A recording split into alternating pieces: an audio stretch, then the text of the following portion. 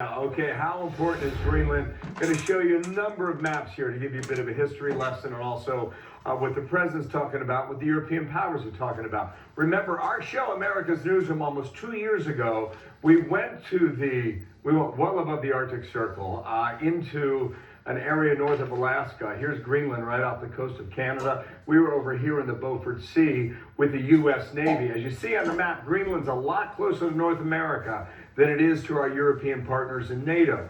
Over here, the size of Greenland. Brazil is 3.2 million square miles.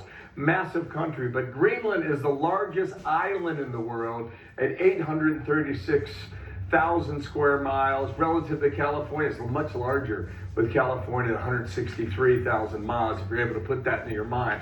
Come over here. I'm just going to show you a few things here. I know there's a lot of moving parts on this map. Think about two things right now when I talk about this. This is Russia, right? Every red dot is a Russian Arctic base.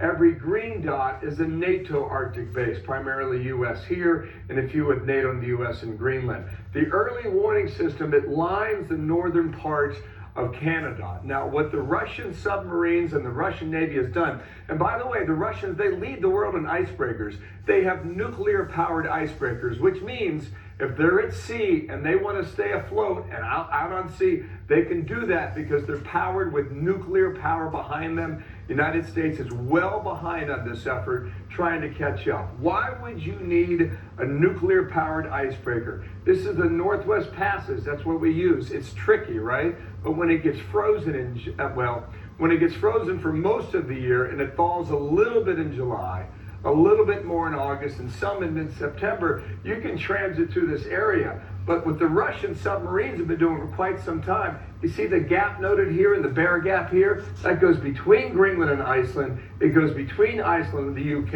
And this is what the NATO powers are worried about with regard to Russia and the growing influence of China in the Arctic region.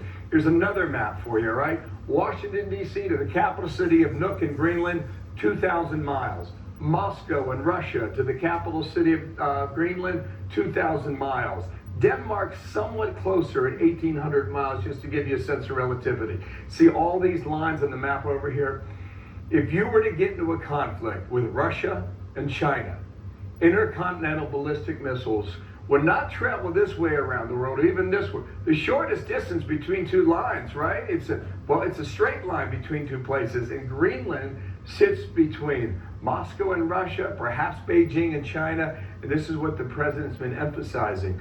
You need that area, he argues, in order to put your future space golden dome in Greenland to prevent the threat of Russia and eventually China, perhaps, down the road if you were to get into a conflict. So that's the argument he makes. An explanation, and the maps were very, very helpful. I appreciate that, to our team putting all that together. Yeah. And then, Dana, you get into the argument of natural resources and what's there. Remember the other day we said when Seward's Folly did the deal with Russia in 1870, Okay.